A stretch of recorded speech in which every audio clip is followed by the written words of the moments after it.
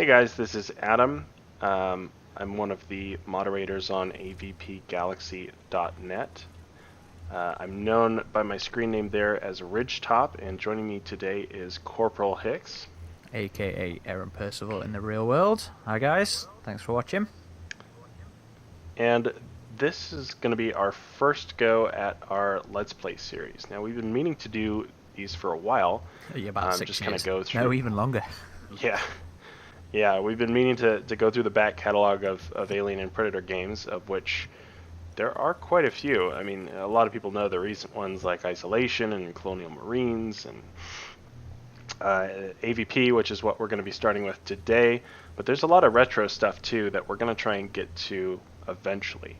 But today we're just going to start with AVP 2010. We are going to start on the Marine campaign, and we're just going to play the first level on normal difficulty. And even though I have beaten the game on Nightmare, which is fun. Good challenge.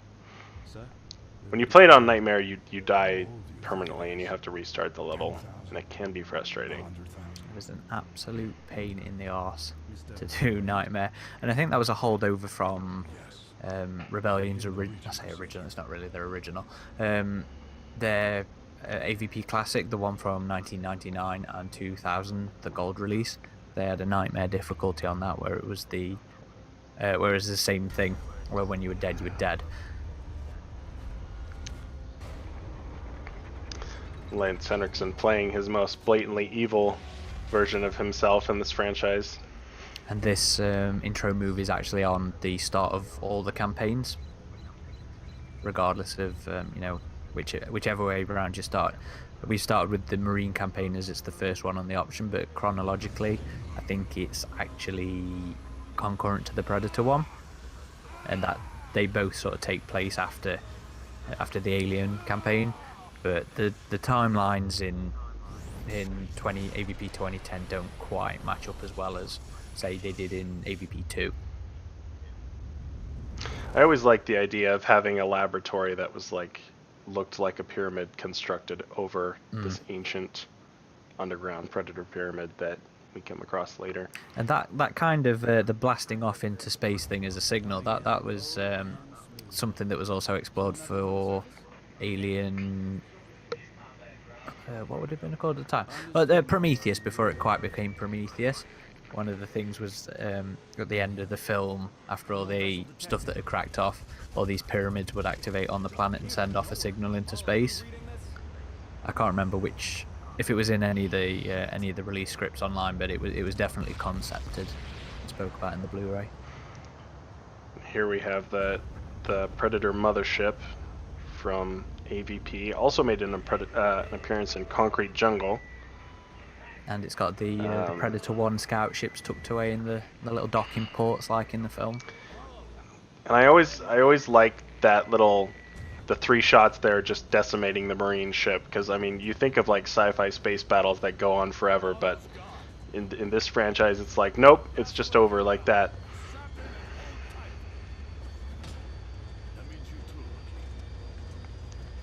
What's the matter, Rookie?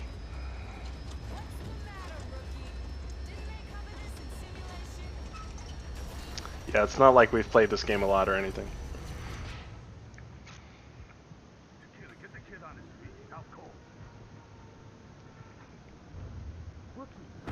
Rookie, you still with us? Come on, Private. Let's get. And fun fact about the name of the ship, the Marlowe. It actually follows the Alien tradition of naming the ships after things from Joseph Conrad's novel. So the Marlowe. Marlowe is actually a narrator for a lot of Conrad's novels, including The Heart of Darkness, which was turned into Apocalypse Now, the film. Yeah, I really liked how they had this big refinery towering over the colony, kind of like we saw in Aliens with the atmosphere processor, but this is a little bit different. 100% a callback to that kind of thing. And I really like this little sequence here with the blacking in and out and all the the combat going off in the background. I think that's a nice, cool let into the campaign, into the story.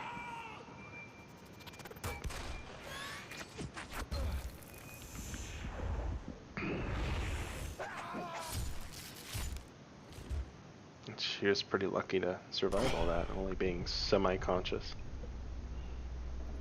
Plot convenience and everything. You reading me? This is Tequila. Thought we'd lost you, kid. You know, I will. You know, Look Sorry. around slow. sorry, go ahead. I was gonna say I will say straight away that I personally really do love this version of AVP. I do love 2010. I did come into it having played Classic and AVP 2 first. You know, they were the games that I sort of grew up with in my teens, and this was, you know, when I wasn't quite so teeny. And I know that critically it did well. You know, it was generally... It was mixed. Yeah, generally about a 6 or 7. I think on Metacritic it sits at about a 6 for all the formats. And I know there are certain aspects of it that aren't quite as good as the previous games. You know, it sucks that you couldn't... there was no modding Crouching support. or... No, the crouching never bothered me. There was only one bit later on when it bothered me, but I was thinking more like, you know, the modding support for the game, because AVP 2 had been very heavily supported by the community. People did mod this a little bit, but it was mainly just skins for the characters, was as far as it went, really. Yeah, I was think. pretty much the extent of all you could do with it. So the point of that was, I was just going to say off the bat that, you know, that I did enjoy this game. I was, about you, you know, I loved this game when it came out. I still love this game. I think it's a very worthy sequel to what Rebellion and Monolith did. Yeah, I just think it didn't quite get the support it needed from Sega. I know the consoles did not have as many patches the PC release did. no. Also, you might have seen the controller prompts. I am playing this on PC, just with an Xbox controller, because I originally played this on Xbox, so it was just how I was used to playing the game. Poor guy in there. Where's the chest burster? I think, Can you see him scurry away or no? I don't think you can. And what's with having a breaker in the toilet? Yeah, that's a bit of a... Well, you know what? I guess they do what they can on these colonies. I say that, but I've seen pictures of things like IT network cabs in toilets before. So I guess they just go wherever you can put them. Shaping new worlds for every man. I always like this little corporate video here. Well in your time. I love that kind of propaganda stuff. I mean, there's loads, say propaganda stuff, marketing. There's loads of little posters and stuff dotted throughout the locations that always made me laugh. Oh, I suppose.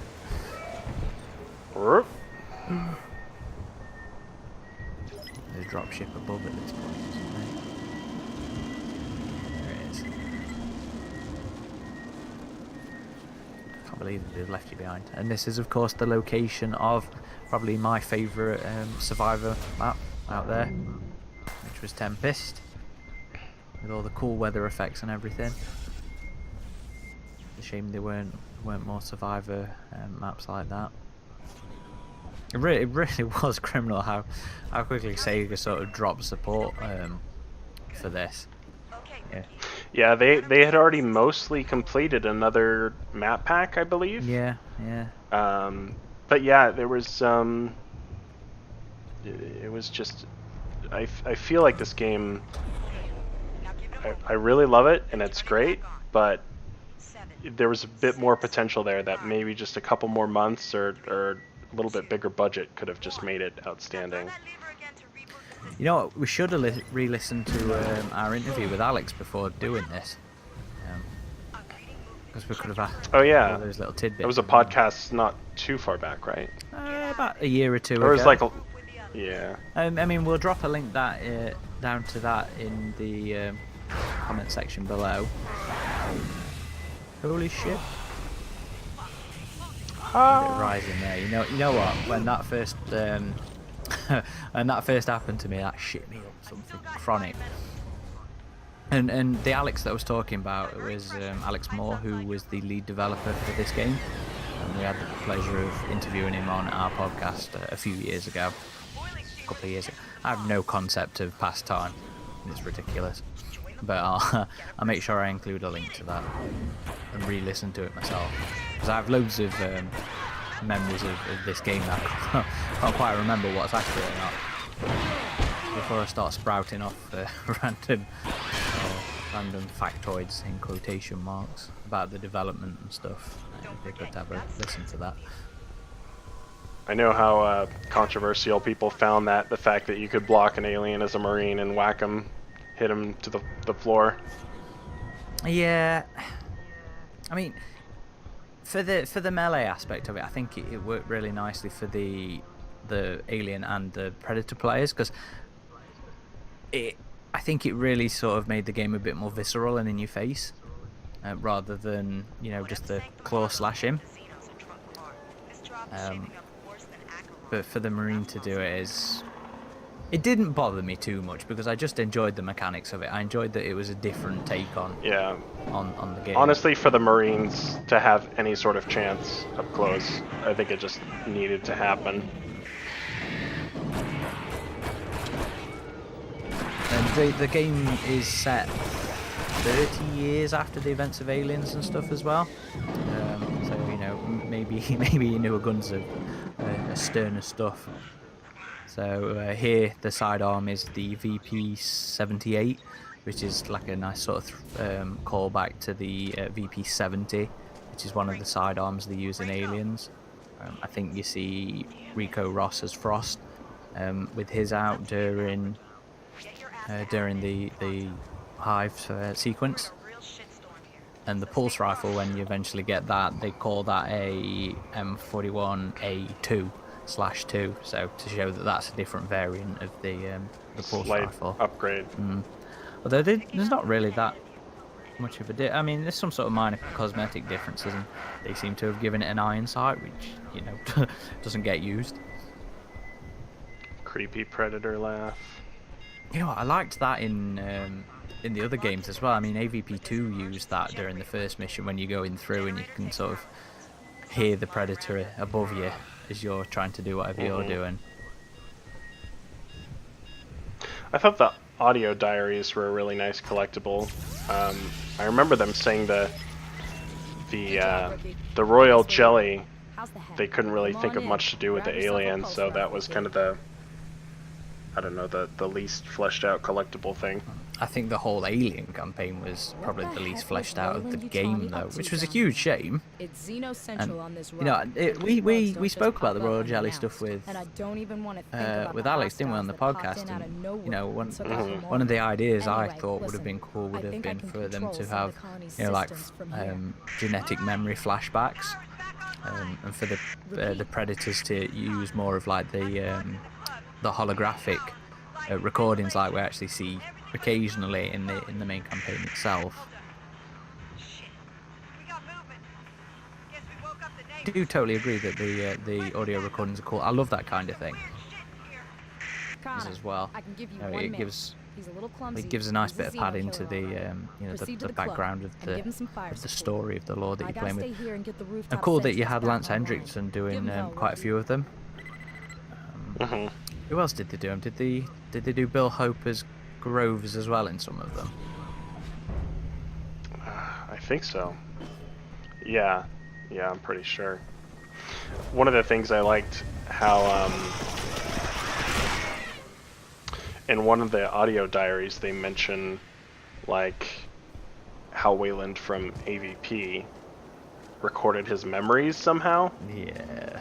Like, did you ever hear that one? Yeah, I'm sure we, when we did our interview with Lance Hendrickson for this game, some of the B-roll they provided, us, had him recording his bits and his audio for the logs, and he was saying stuff like that in those.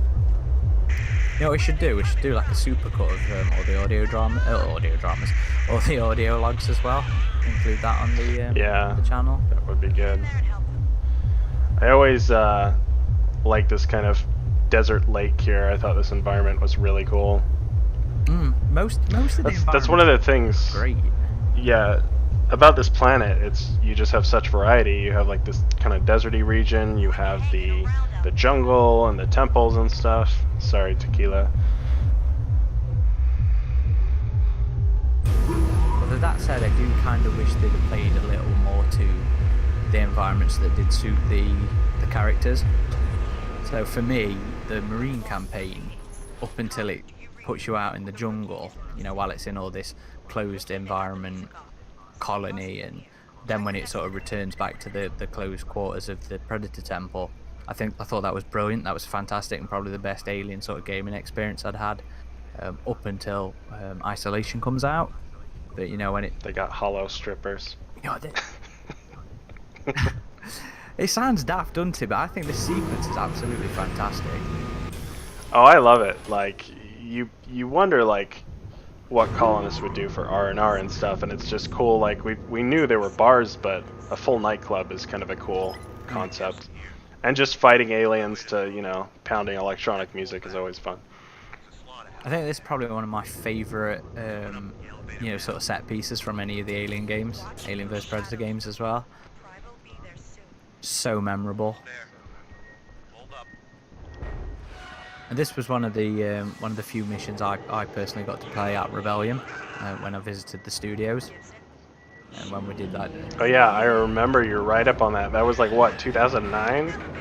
Yeah, that would have been Oh man, November 2009, I think. man, we're getting old. Oh god, yeah. Existential crisis on the AVP Galaxy Let's Play.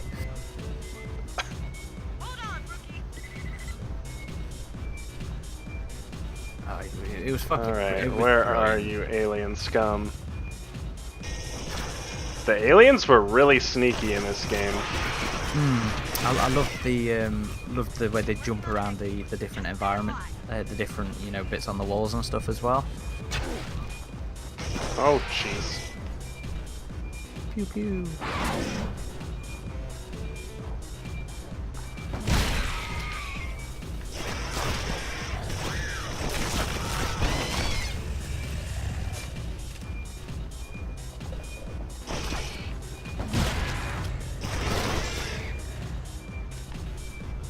Kind of making me wish I was playing this.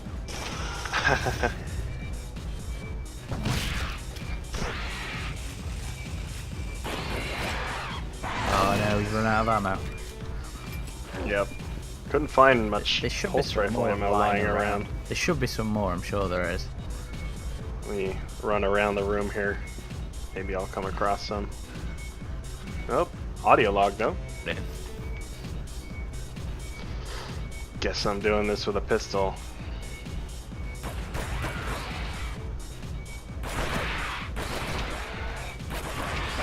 What do you think of the alien models? Oh, I loved them in this game. I kind of like how they went back to the kind of slight double jointed legs that we've seen in some iterations, like Isolation, like Alien Resurrection, and Alien Covenant. And pretty much all the later Alien films as well, you know. Except for AVPR and AVP. They didn't have the double jointed legs in that. Did they not? I thought they did in AVP. If they did, it was only very slight. They didn't have like the raptor legs. But no, I like the alien models in this one. They look pretty biomechanical, kind of like looks like they took inspiration from the older and the newer designs. What did you think? Yeah, I really liked them. I thought they were you know, rendered quite nicely as well. And the raptor legs, the what do you call it? Digigrade legs, I think is the nickname for it. Yeah. They work for me, and you know, there was this massive controversy over Alien Isolation and how they were going for, you know, a recreation of the original Alien, but then used the digigrade legs. And Yeah. I think it really, I think it works a lot better than the human style legs, because it. Well, they said they tried it both ways, and the animation looked off when they just did it completely screen accurate, I think. I mean, you never really saw the alien head to toe anyway in the films, so, you know, I can kind of forgive them that artistic license. They cut the power. Multiple contacts! Century's running hot! Surrender pressure door! Rookie, get down Would you have rather that been, you know, an Aliens movie style sentry gun there, or are you cool with the sort of upgraded appearances? Oh, I think we're getting a little nitpicky if we're talking about how screen accurate the sentry guns are. They look fine to me. No, I'm not complaining. I'm not complaining at all.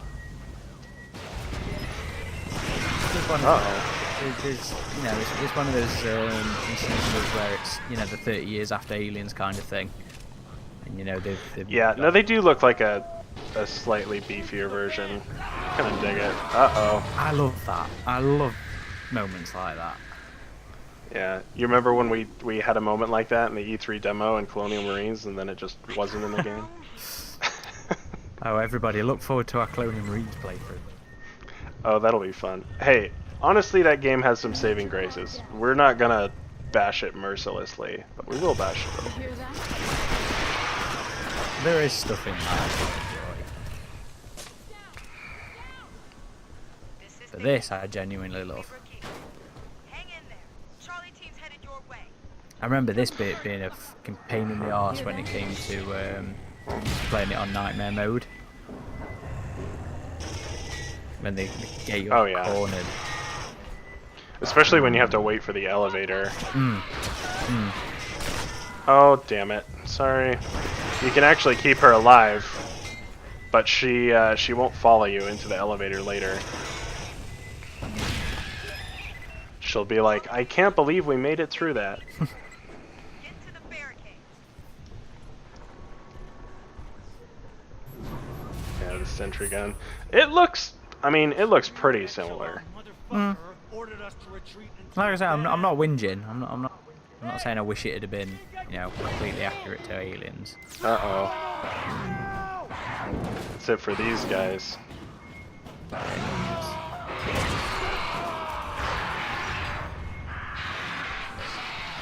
Snag this.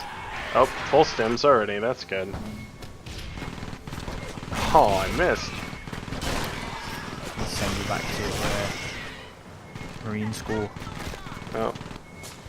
Tunnel's closed. Yeah, you got your death maze bit here.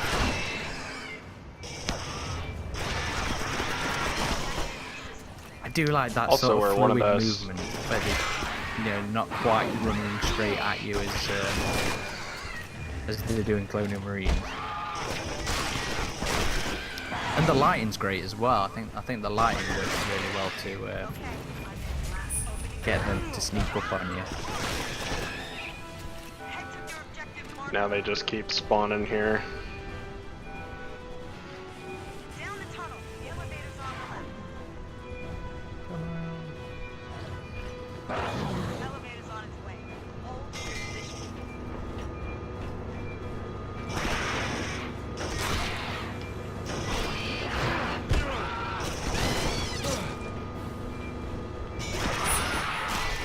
Get in.